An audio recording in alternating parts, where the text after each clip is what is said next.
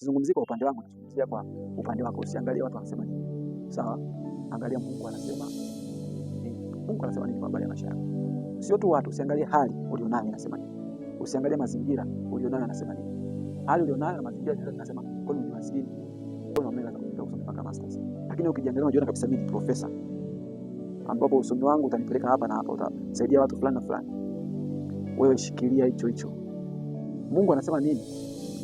Anachokisema Mungu kinakuwa moyoni mwako. Anavyo mtu nafsini mwake ndivyo alivyo. Kwa nini waliandika hilo andiko? Ni kwa sababu Mungu amemwekea mtu ndani yake uhalisia wake, ndani ya nafsi yake. Nisikilize vizuri.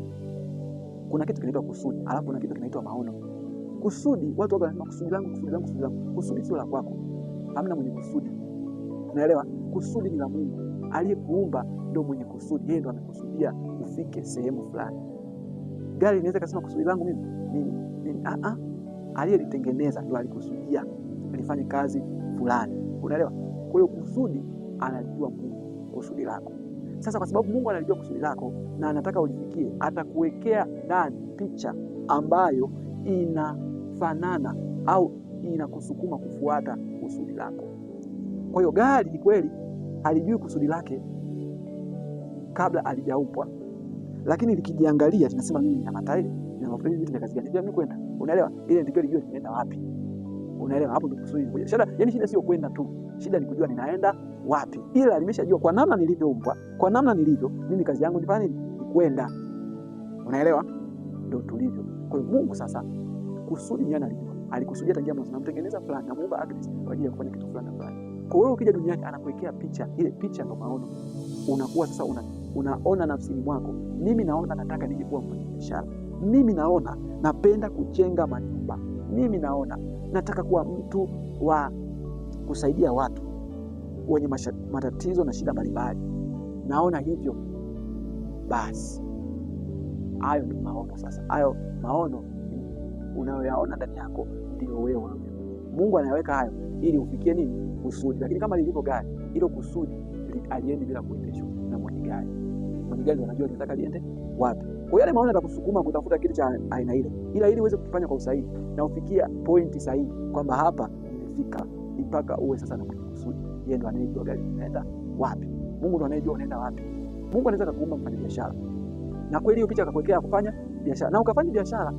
Ila kwa sababu hujafanya na Mungu ukatoboa kabisa. Ila kwa sababu sio Mungu alipokuwa anataka ufanye. Sio Mungu alikuwa anataka ulipe. Ni kule anakudai. Na kama mimi nilikuwa nataka ufike hapa. Nilikuwa nataka ufanye biashara, lakini sikuwa nataka ufanye biashara Kariakoo. Mimi nilikuwa nataka ufanye biashara Magdioni. Wakati tunafanya biashara Magdioni, uambukize na vijana wengine kufanya biashara jioni huku kitangaza neno la Mungu. Bila nataka ufanye biashara hiyo. Unaona? Mungu anakudai, kwa anakuambia kile ambacho ni pamoja kitumia kwa vizuri. Kwa sababu mafanikio kwa Mungu sio pesa. Unaona kwa Mungu anaana. Mungu hahitaji pesa. Pesa zipo kwa ajili ya kusaidia tufanikiwe. Ila sio pesa ndio mafanikio.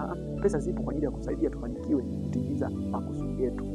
Kwa pesa, hata pesa ukiwa unamlilia Mungu kwa ajili ya pesa wakati huu, unataka pesa. Fanya kwamba unataka pesa kwa ajili. Umeshajua kusudi lako. Kama hujajua kusudi lako huna haja ya kupa fedha. Ndio maana wengi wanahangaika kutafuta fedha na hawaoni mkono wa Mungu, kwa sababu fedha atakazowapa nje ya kusudi. Nikupe fedha. Fedha ipo kwa ajili ya kutusaidia tutimize makusudi. Kwa kama hatuko na makusudi, fedha haina haja. Mimi mzazi namtuma mtoto dukani akanunue sukari. Lakini kama haendi dukani, sina haja ya kumpa hela. Mpaka ambapo namuona anaenda dukani au anasema kwa nini dukani, ndio nitampa hela. Naona kabisa anaelekea njia ya kwenda dukani, ndio nitampa hela akanunue sukari. Na kama ataenda dukani alafu asinunue sukari akaleta chumvi, siku nyingine namtuma chumvi mara alete maji, namtuma maji mara alete mafuta, hapo simpi tena hela, simtumi tena. Nafikiri hapo umepata picha ya kusudi na maono. Ndio? Sijui kwa nini nilikuwa naongelea haya, lakini lengo ni kuonyesha kwamba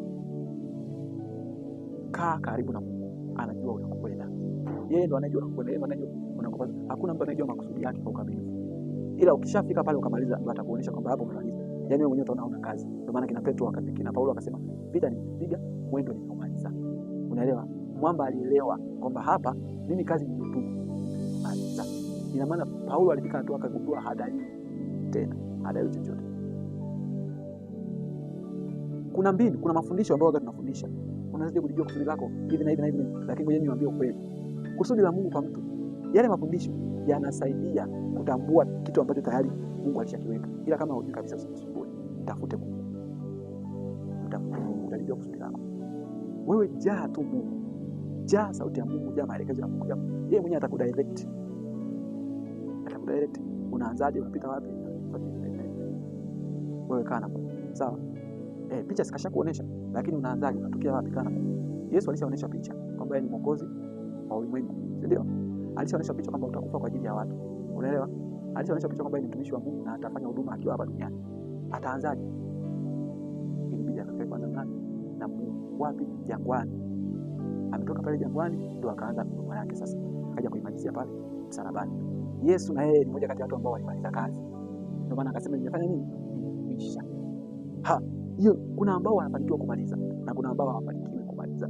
Muombe Mungu ufanikiwe kumaliza. Kundi la wengi hawafanikiwi kumaliza. Anazeeka, anafika wakati ni mtu mzima, anaona kabisa bado kuna kitu ambacho sijakifanya. Yesu ana mali, ana ndoa, ana kila kitu, lakini anaona kuna kitu nadaiwa, kuna kitu nataka nifanye. Hapo ajui kitu gani, kwa sababu hajakana. Hauwezi kupata utoshelevu mbali na Mungu. Mungu alipotuumba, sawa, tumetokea kwenye Biblia inasema alituumba kwa sura na mfano wake. Alafu ili tupate uhai akatupulizia pumzi yake. Maana yake pumzi yake ni nini? Maana yake kinachotufanya tuishi sio oxygen. Kinachotufanya tuishi ni pumzi yake, ni uhai wake ambao kauweka ndani yetu. Kwa huu uhai huu ulionao sio oxygen, ni uhai wa Mungu.